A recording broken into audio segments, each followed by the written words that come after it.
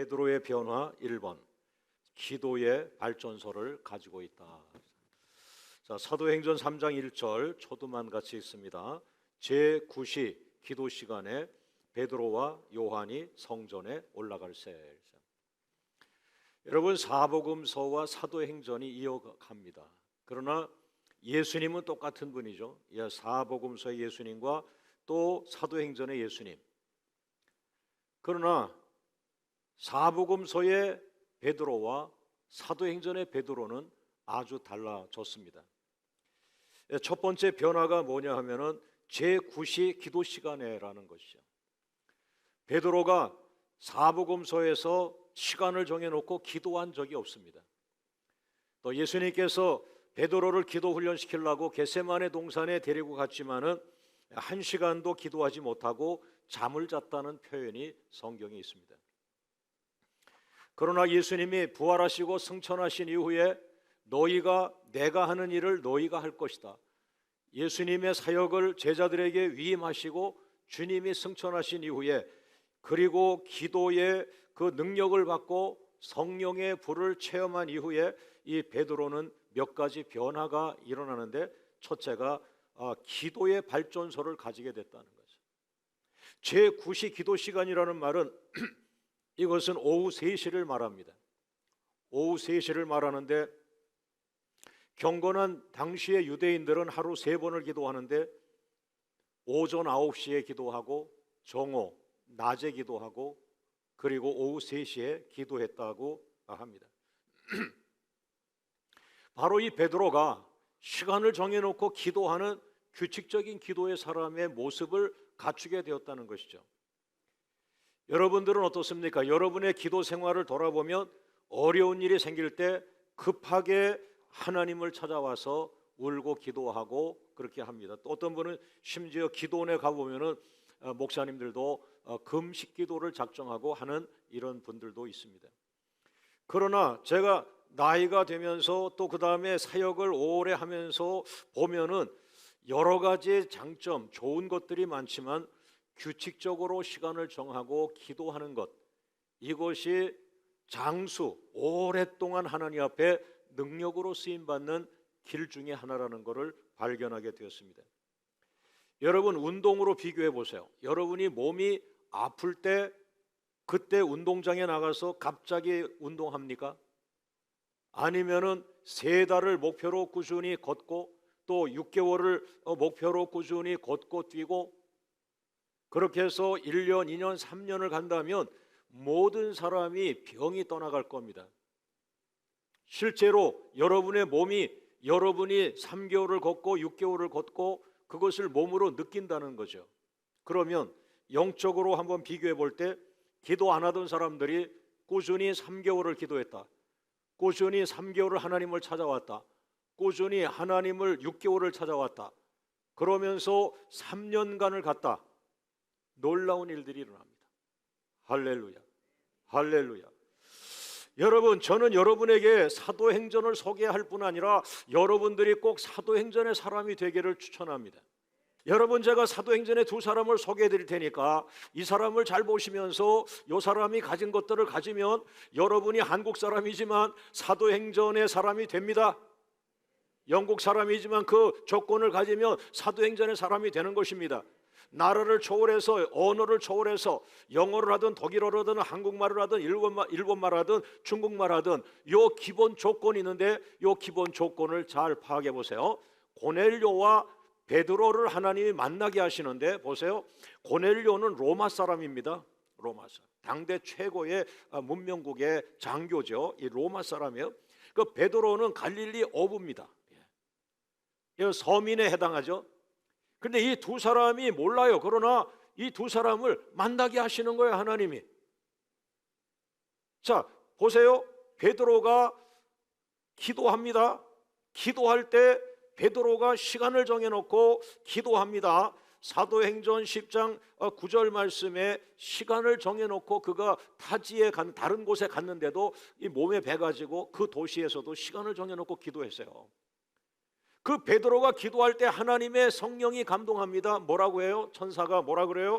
얘야, 저 로마 사람, 로마의 지도자 고넬료라는 사람이 너에게 연락이 올 텐데 너는 이상하게 여기지 말고 그 사람을 따라가 그 집에 가서 축복하고 설교하라. 그것도 조금 있으니까 그 고넬료라고 하는 로마 장교가 이 사람도 기도의 사람이에요. 가장 문명적인 나라의 장교다, 지도자다, 이게 중요한 게 아니라 그 나라에도 가물에 콩나듯이 기도하는 사람이 있었던 거예요. 그래서 고넬료가 시간을 정해놓고 또 기도하는데 사도행전 10장 3절 말씀에 제9시쯤 돼요. 9시쯤 돼요. 이 고넬료가 기도를 하는 거예요. 그 고넬료의 기도 속에 하나님의 음성, 성령의 감동, 천사의 그 함께 하심이 나타나면서 얘야, 요 근처 가까운 도시에 사도 베드로가 와 있다. 그러니까 빨리 그 사도 베드로를 청해서 너희 가정에서 온 식구를 모아 예배를 드려라. 내가 너희 가정 예배를 받으며 그 예배 시간에 성령을 부어 주리라 약속을 했어요. 공통 분모가 뭡니까? 베드로가 시간을 정하고 기도할 때 인도함을 받았고, 로마의 장교 고넬료가 시간을 정해놓고 기도할 때 기도하는 시간에 하나님의 감동, 하나님의 인도, 하나님의 역사, 기도하는 사람을 통해 역사하고 기도할 때 역사하고. 할렐루야. 사랑하는 여러분, 오늘 두 번째로 넘어갑니다. 베드로에게 강력한 두 번째 변화가 오는데 두 번째 같이 읽어봅니다. 부흥을 일으킬 사람이 눈에 보인다. 할렐루야. 여러분, 사도행전 3장 2절을 한번 같이 읽어봅니다. 여기에서 같은 의미를 여러분이 찾을 수 있다면 여러분은 영적으로 굉장한 눈이 열려 있다라고 볼 수 있는데요. 사도행전 3장 2절 시작. 나면서 못 걷게 된 이를 사람들이 메고 오니 이는 성전에 들어가는 사람들에게 구걸하기 위하여 날마다 미문이라는 성전문에 두는 자라. 할렐루야. 여러분의 신앙이 성장함에 따라서 같은 사건이 다르게 보일 수 있어요. 여러분의 신앙이 낮을 때, 기도 생활이 낮을 때는 야, 요즘 교회가 어려워졌어, 전도할 수 없어, 부흥을 예약할 수 없어, 아주 힘든 시기가 왔어. 그거는 맞는 얘기지만 여러분의 기도 생활이 바닥이라는 걸 가르쳐주고 있어요. 창조주 하나님은 오히려 사람들이 어려울 때 하나님은 기도의 사람을 세워서 하나님의 기적을 보이려고 하시는 분입니다. 그러므로 이 어려운 때에도 하나님과 계속 규칙적으로 교제하고 규칙적으로 관계를 가지며 하나님의 성령을 공급받는 그 사람은 많은 사람이 안 된다, 많은 교회들이 부흥은 끝났다, 오늘 역사는 일어날 수 없다라고 말할 때 아니다, 어두울수록 빛이 강할 것인 것처럼 어두울수록 하나님은 강하게 나타나신다.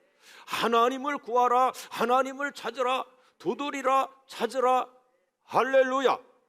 여러분, 이 본문을 보면은 많은 해석이 있어요. 목사님, 그 베드로가 기도하러 성전에 규칙적으로 들어갔는데 거기에 아무도 말하지 않는 한 무관심하게 버려져 있는 사람이 하나 있는데 그가 바로 이 하반신이 마비가 되어서 40년 동안 사람들에 의해서 그 자리에 데려다가 놓으면 거기서 자기를 데리러 올 때까지 구걸을 하는 거예요. 도와주세요, 도와주세요. 그런데 그 사람이 어쨌다는 거예요? 그 사람이 어쨌다는 거예요? 이렇게 사람들은 말합니다. 이게 보편적입니다. 그러나 왜 베드로만 그 사람을 뚫어지게 보았을까요? 예? 마치 왜 여러분만 예수님을 뚫어지게 봅니까? 왜 여러분만 복음이라는 것을 뚫어지게 보고 있습니까? 왜 여러분만 시간과 물질을 모아서 왜 세계선교 합니까? 일반적으로 관심이 없어 하는 것을. 예. 사도행전의 기본적 조건, 성령이 임한 것입니다. 내 눈으로 보는 것이 아니라 과거에는 내가 기도는 좀 했지만 성령이 충만하지 않아서 그냥 내 생각대로 세상을 보았습니다. 그러나 지금은 내 안에 성령 하나님이 계십니다. 그 성령 하나님이 내 눈을 열어주었습니다. 그 성령 하나님의 이 눈처럼 내가 그 영혼을 보니까 이 사람이 그냥 구걸하는 사람이 아니에요. 하나님이 그 사람 구원시키려고 해요. 그 사람도 구원받을 수 있어요. 그 사람이 구원받으면 제자가 될 수 있어요. 그 사람이 기도하면 성령을 받을 수 있어요. 그 사람이 성령을 받으면 예루살렘에 부흥을 일으킬 수 있어요. 생각이 바뀌는 거예요. 왜? 하나님의 나라는 이런 나라라는 것을 알게 됐거든요.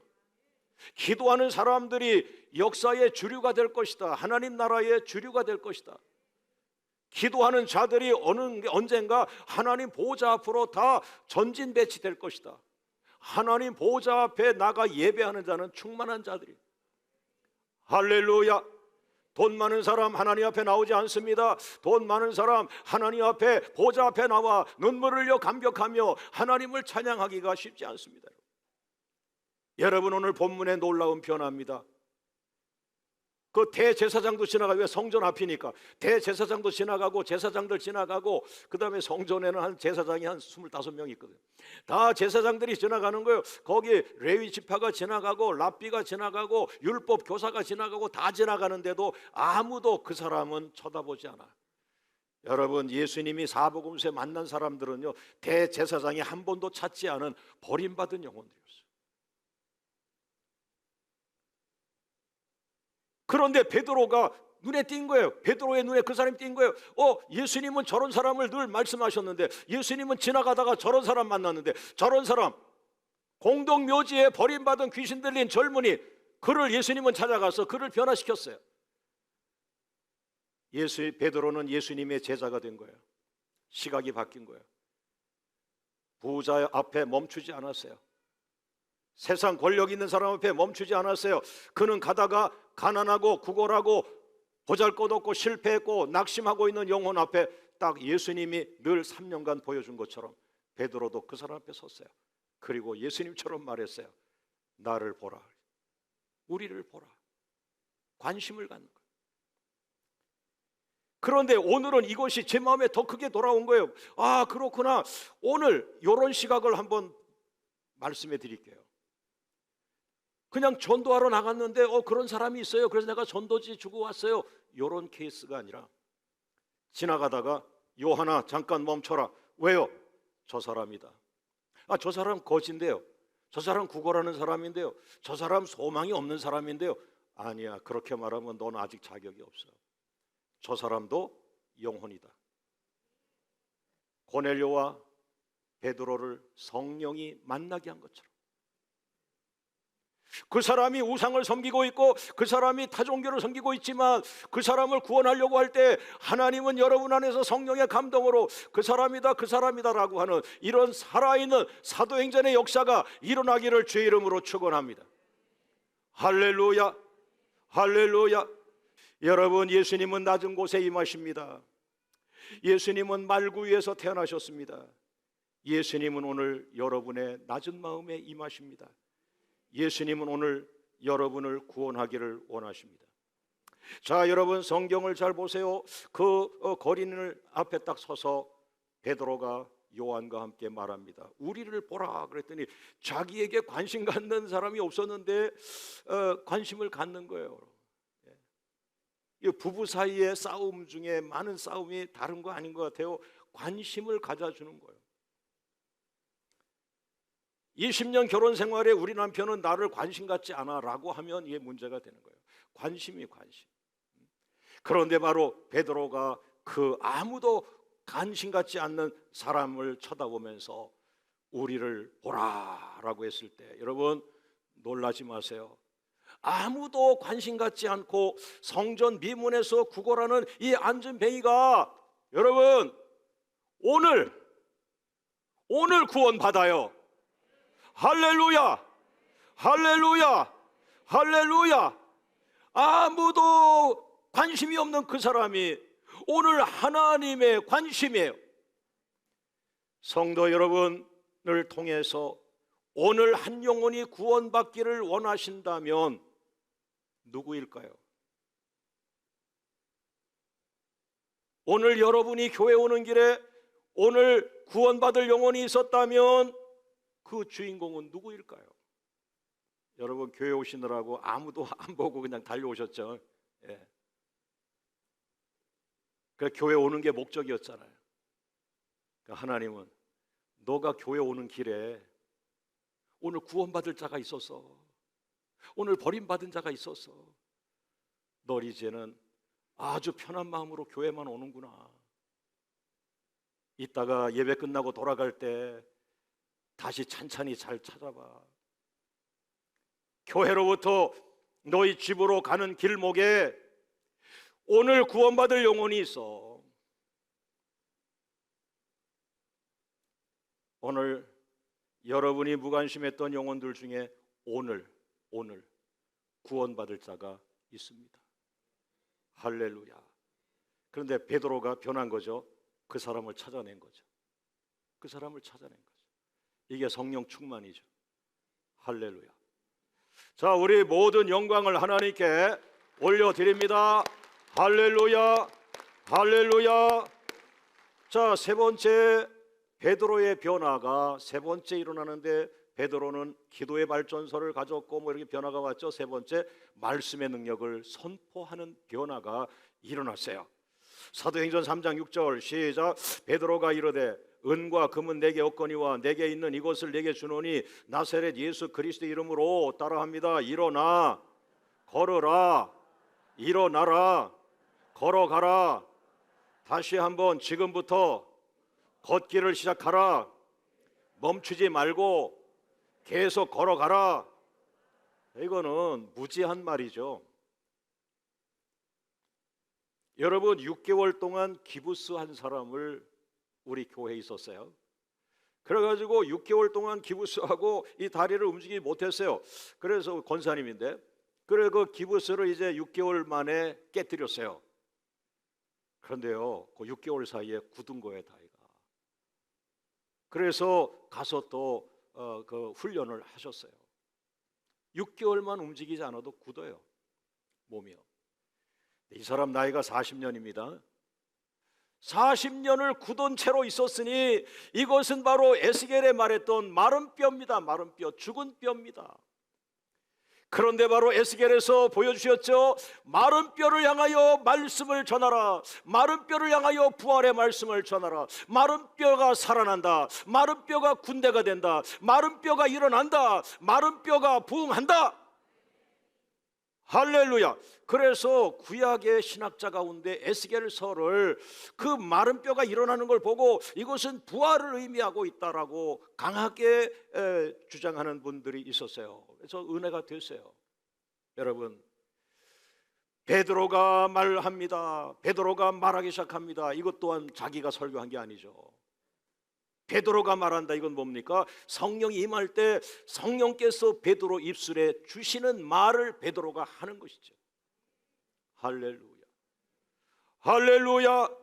우리 권사님들이 기도할 때 자녀들을 위해 기도하고 손자들을 기도하고 또 교구의 어려운 성도들을 기도해 줄 때 성령이 인도하는 기도가 되기를 주의 이름으로 축원합니다. 할렐루야, 할렐루야. 여러분, 바로 베드로의 입술이 열리면서 그 40년간 굳어있던 그 마른 뼈에게, 그 굳어있던 바위덩어리 같은 그 불가능한 사람에게 이 베드로가 무슨 말을 한 것입니까? 너는 일어나라고 한 것입니다. 이게 예수 그리스도입니다. 이것이 하나님입니다. 이것이 우리가 가는 길목입니다. 자, 오른손을 들고 한번 외쳐봅니다. 일어나라, 걸어가라, 걸어가기 시작하라, 계속 가라. 할렐루야, 할렐루야. 네 번째, 같이 읽어봅니다. 베드로의 변화 네 번째, 40년간 죽었던 몸을 살려낸다. 40년간 죽었던 몸을 살려내는 거예요. 사도행전 3장 7절 말씀 시작. 오른손을 잡아 일으키니 발과 발목이 곧 힘을 얻고 8절 뛰어 서서 걸으며 그와 함께 성전으로 들어가면서 걷기도 하고 뛰기도 하고 하나님을 찬송하니. 할렐루야, 할렐루야. 따라합니다. 베드로 사도의 입에서 나간 말씀이 40년 동안 죽어있던 자의 영혼을 자, 두 손을 이렇게 들고요, 흔들기 시작했다. 할렐루야, 할렐루야. 오늘 베드로를 통해서 나간 일어나라 걸어가라, 일어나라 걸어가라, 이 단순한 말씀이 40년 동안 굳어있던 한 사람의 그 영혼을 흔들어 놓기 시작합니다. 그의 뼈를 흔들고, 그의 살을 흔들고, 그의 죽어있는 반석 같은, 바위 같은 몸뚱아리를 흔들고, 그의 좌포자기하고 어두운 동굴 속에 갇혀있던 죽음의 영혼을 살아난다, 일어나라, 부활의 생명, 믿음의 생명, 말씀의 생명. 오늘 저는 여러분의 영혼을 하나님이 붙들고 흔들기를 원하십니다. 여러분의 영혼이 살아나길 원합니다. 여러분의 심령 안에 하나님의 영광이 임하길 원합니다. 하나님의 임재가 강하게 임하길 원합니다. 그러면서 어느 순간 내가 일어났네.